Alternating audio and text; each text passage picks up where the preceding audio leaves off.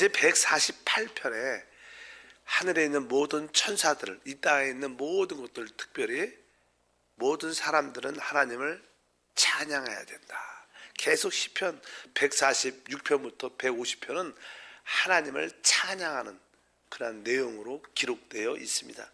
오늘은 이제 149편이죠. 149편. 또 마찬가지로 이렇게 시작합니다. 할렐루야, 새 노래로 야훼께 노래하며 성도들의 모임 가운데서 찬양할지어다. 우리는 늘 하나님을 새롭게 체험해야 됩니다.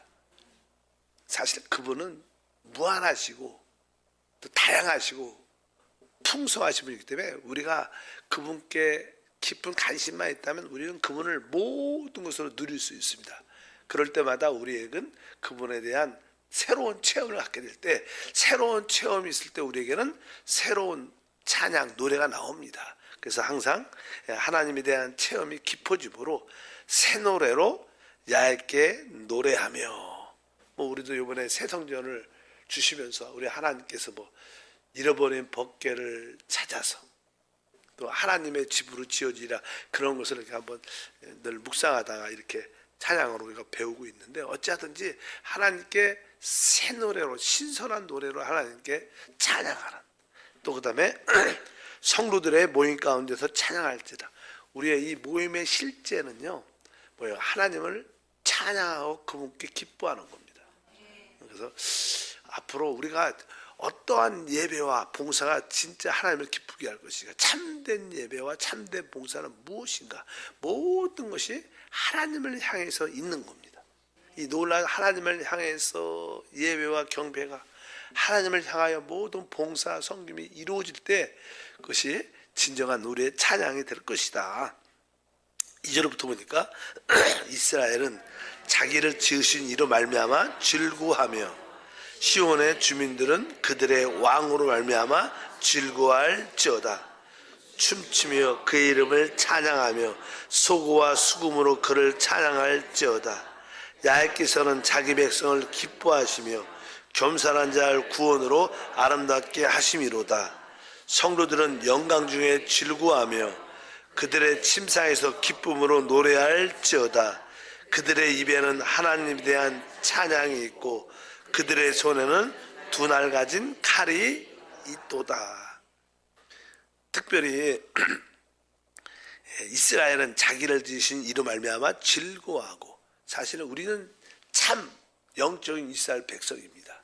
하나님께서 우리를 택하셨고 우리를 야곱의 요소에서 우리를 이스라엘로 변화시킵니다. 우리는 내적으로 변화된 요소를 다 느끼고 있어요. 그래서 우리가 참된 진짜 이스라엘이야. 바로 이스라엘은 자기를 지으신 이로 말미암아 즐거워하고, 시온의 주민들은, 우리는 다 시온의 주민이라는 의미는 사실 시온의 특징 중에 하나는 이기는 자라는 뜻을 다시 이기는 자.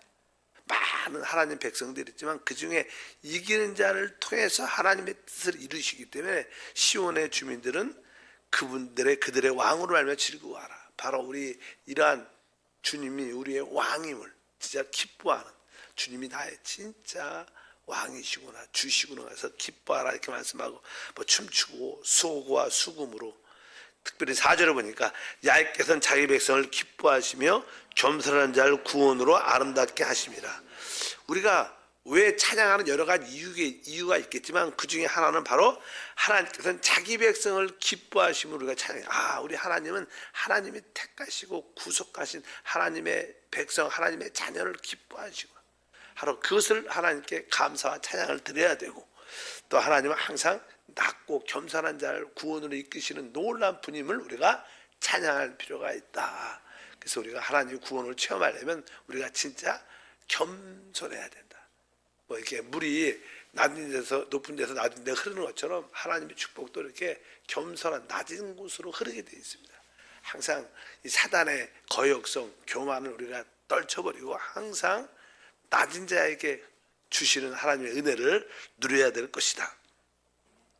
성도들은 영광 중에 즐거워하며 그들의 침상에서도 기쁨으로 노래할지어다.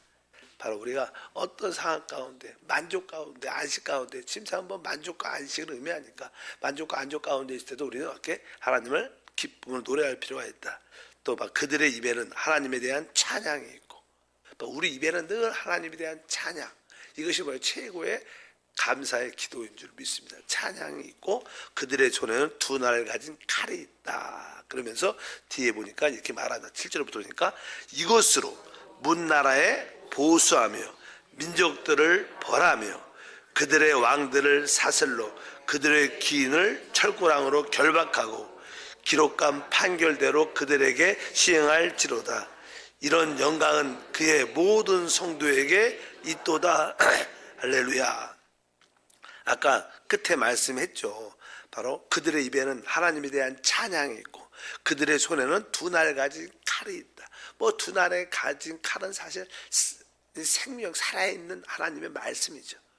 우리 입에는 하나님의 찬양과 우리 손에는 하나님 말씀이 있어서 그 하나님의 말씀으로 모든 것을, 특별히 여기 뒤에 보니까 문나라를 보수하고 민족들을 멸하고 그들의 왕을, 이것은 마찬가지 하는 어둠의 세력들을 다 하나님의 말씀으로 그들을 결박하고 묶고, 이런 것들이 바로 우리 참된 하나님의 백성들, 하나님의 자녀들에 대한 진정한 축복이다. 바로 이러한 영광은 그의 모든 성도에게 있다. 바로 모든 원수를 다스리고 결박하고 묶고 그들을 심판대로 끝내는 것이, 그들을 영원한 불못으로 던지는 것이 바로 우리에겐 영광이다.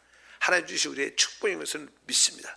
사실 교회의 마지막 사역은 우리가 에베소에 나오는데, 에베소에는 6장까지 기록되어 있는데 6장에 보면 결국 우리의 시름은 혈과 육을 상대하는 것이 아니라 하늘에 있는 정사와 권세와 하늘에 있는 악한 영과 어둠의 세력들과의 싸움이다. 이렇게 이야기하는 것처럼 바로 우리는 하나님께서 바로 이 하나님을 대적한 그런 자들을 완전히 결박하고 묶고 그들을 영원한 멸망으로 불못으로 던져서 이 우주의 모든 소극적인 것을 다 끝내고 새로운 우주 안에서, 새 땅 안에서 새로운 시작의 통치를 갖고 오는 것이다. 이렇게 말씀을 드릴 수 있습니다. 마지막 150편입니다. 1절과 2절에 할렐루야, 그의 성수에서 하나님을 찬양하며 그의 권능의 궁창에서 그를 찬양할지어다. 그의 능하신 행동을 찬양하며 그의 지극히 위대하심을 따라 찬양할지어다. 바로 우리는 항상 하나님의 그 성소, 사실 이게 하나님의 성소는 하나님이 계신 지성소고, 지성소의 실제는 우리의 실제로 뭐예요? 거듭난 영입니다. 우리가 항상 성소 안에서, 영 안에서 하나님을 어떻게 해요? 찬양하고, 또 한편적으로 그의 권능의 궁창에서 그를 찬양할지어다.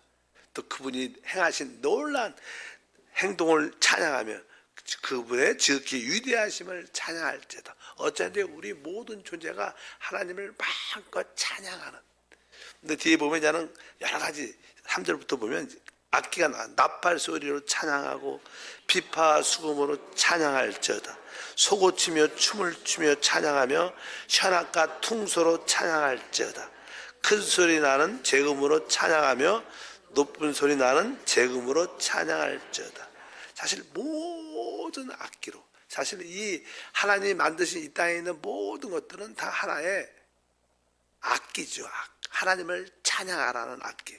사실 우리가 성령으로 거듭나고 이게 성령 충만 받으면요, 나무들이, 나무 잎들이, 바람들이, 이게 모든 것이 하나님을 찬양하는 소리로 들려요. 그렇게 느끼는 체험을 평소에 한두 번쯤은 가질 수 있을 겁니다. 여러분들 어느 날 성령이 충만하고 영적인 거듭남을 통해서 새로움의 기쁨이 충만할 때 나무가, 새가 하나님을 다 찬양하는 소리구나, 이게 하나님을 찬양하는 바람이구나, 그런 것을 영적으로 예민하게 느끼면 그것을 다 느껴집니다. 그게 지속적으로 느껴지면 좋겠지만 어쨌든 그런 체험을 우리는 한 번쯤은 다 갖게 돼, 아마 다 있을 거라고 생각합니다. 바로 모든 하나님 만든 모든 것들이 다 하나의 악기구나. 뭘 위한? 하나님을 찬양하기 위한. 근데 여기 다양한, 여기 보니까 뭐 빛과 수금, 소고, 현악과 퉁소, 재금, 다양한 악기들. 뭐 최고의 오케스트라는 바로 여러분들이잖아요. 우리 사람 자체가 하나의 악기로서 우리 모두가 어우러져서 하나님을 찬양하는 것이 사실 하나님이 창조한 우리의 하나의 목적이라고 말씀드릴 수 있고, 근데 우리 사람 중에서 최고의 악기는요, 뭐 목소리도 뭐 여러 가지 행동 표현, 워십을 보였지만 진짜 우리의 최고의 악기는 우리 영입니다. 우리가 영으로 찬양할 때 이게 최고의 악기다. 여러분들이 영을 사용할 줄 알고 영으로 기뻐하고 영으로 하나님을 노래하고 영으로 기도하고 이렇게 여러분들 최고의 악기가 돼서 오늘 말한 것처럼 마음껏 하나님을 찬양하는 온 존재가 되기를 바랍니다. 마지막으로 이렇게 말하죠. 6절에 호흡이 있는 자마다 야훼를 찬양할지어다. 할렐루야. 이게 그냥 시편의 결론이요, 결론. 호흡 있는 자마다 야훼를 찬양할지어다. 할렐루야. 이렇게 시편은 이렇게 내용을 끝마칩니다. 사실 시편에서 가장 핵심적인 내용은 무엇일까? 뭐 우리가 처음에는 시편은 인간적인 관점에서도 쓰여졌고 또 한편적으로 신성한 하나님의 관점에서도 쓰여졌다. 우리가 이것을 이렇게 분별하면서 읽어야 된다. 그렇다면 우리는 놀라운 은혜를 더 깊이 받을 수 있다. 그런 이야기도 많이 드렸고, 근데 어찌하든지 시편에서의 핵심적인 주제는요, 하나님은 하나님을 이렇게 나타내고 하나님을 표현할 수 있는 그분의 거처를 갖기로 원하죠. 이 땅에서 하나님은 이 땅에 관심이 많죠. 이 땅에. 지구는 특별한 땅입니다. 우주에 하늘에 많은 별들이 있죠. 하늘에 하늘들이 있지만 하나님은 특별히 이 지구를, 그래서 태초에 하나님이 많은 하늘들과 땅은 단수예요. 땅을 창조했는데 하나님이 사람을 창조하고도 온 땅을 다스리라. 이 땅에 대한 관심. 하나님은 하나님의 영원한 하나님을 나타내고 표현할 수 있는 그분의 거처를 이 땅에, 그래서 기도도 늘 뭐예요? 이 땅에 하나님 나라가 임하도록. 원래 이 땅에 하나님 나라인데 이 사단의 배역과 거역으로 이 땅에 어떻게 잃어버리는 땅이 돼요. 잃어버린 땅. 그래서 하나님은 이 땅을 회복하기 위해서 사실은 사람을 창조합니다. 그래서 사람을 통해서 사람을 통해서 하나님의 뜻을 이루시는데 그 하나님이 뭐로? 사람으로 이 땅에 오시는 거예요. 그분이 그래서 사람으로 오시죠. 그래서 그분이 사람으로서, 인자로서 하나님의 뜻을 이루시는데, 이 땅에 하나님의 집을 지으려면, 하나님을 나타나 표현하려면 하나님의 거처가 있어야 되죠. 여러분도 사실 여러분의 집이 어떻게 보면 여러분의 사업적인 집이 여러분을 나타내고 표현하는 곳인 것처럼 하나님의 거처가 되려면 바로 이 땅에 어둠에 속하는 것은 다 끝나야 돼요. 다 끝나야 돼요. 그게 뭡니까? 바로 십자가의 죽음을 통해서 우리에게 있었던 소극적인, 있어서는 안 될 요소가 다 십자가의 죽음을 통해서 끝내시고, 그리고 뭐요? 부활을 통해서 새로운 역사를 갖게 돼요. 그러니까 우리가 하나님의 집이 된다는 것은 내가 십자가의 죽음을 통해서 나의 소극적인 것이 다 죄, 가난, 저주, 모든 육신이 다 끝나고 부활의 영역에서 살 때 바로 그런 부활 안에 사는 사람들이 하나님의 거처입니다.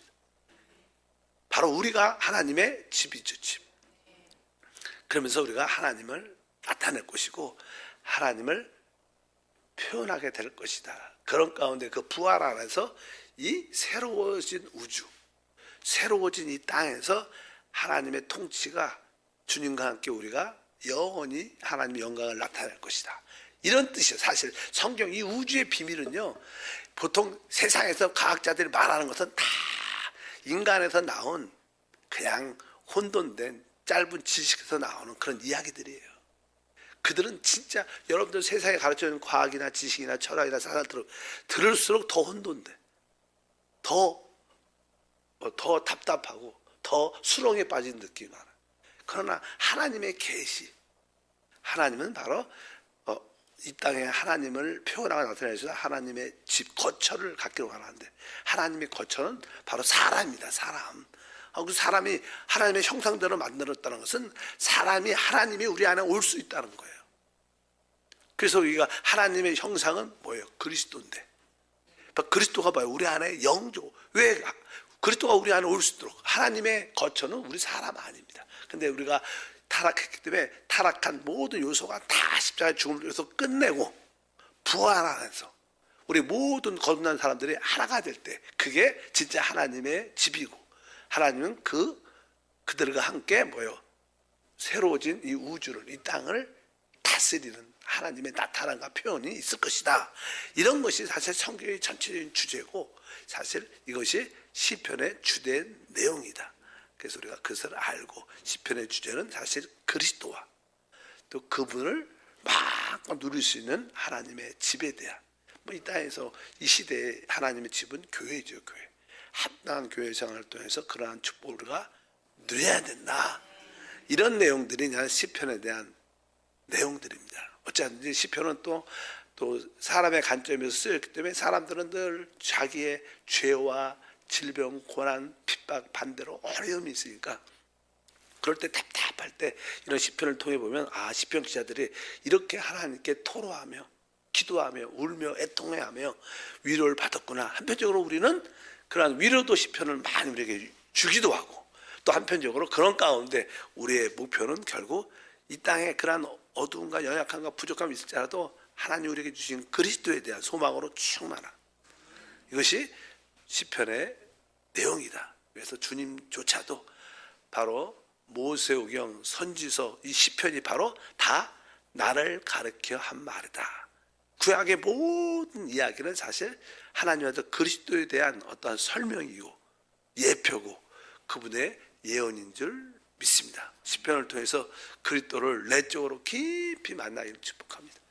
거룩하신 하나님 감사합니다. 다시 한번 6개월 동안 시편을 나누면서 시편 기자들 특별히 거룩하고 경건하고 주님을 추구했던 사람들의 그 영적인 내적인 상태를 보게 하시고 우리에게도 그러한 영성을 그러한 은혜를 더하여 주시고 그 안에서 그리스도를 만나며 그리스도를 누리며 또 모든 지체들과 하나님의 집으로 지어지는 놀라운 은혜를 갖게 하옵소서. 시편 기자들에게 주신 최고의 회복과 은혜를 우리 교회에게도 부어 주시옵소서. 이 새벽 기도를 통해서 100명의 하나님의 사람을 얻기를 원합니다.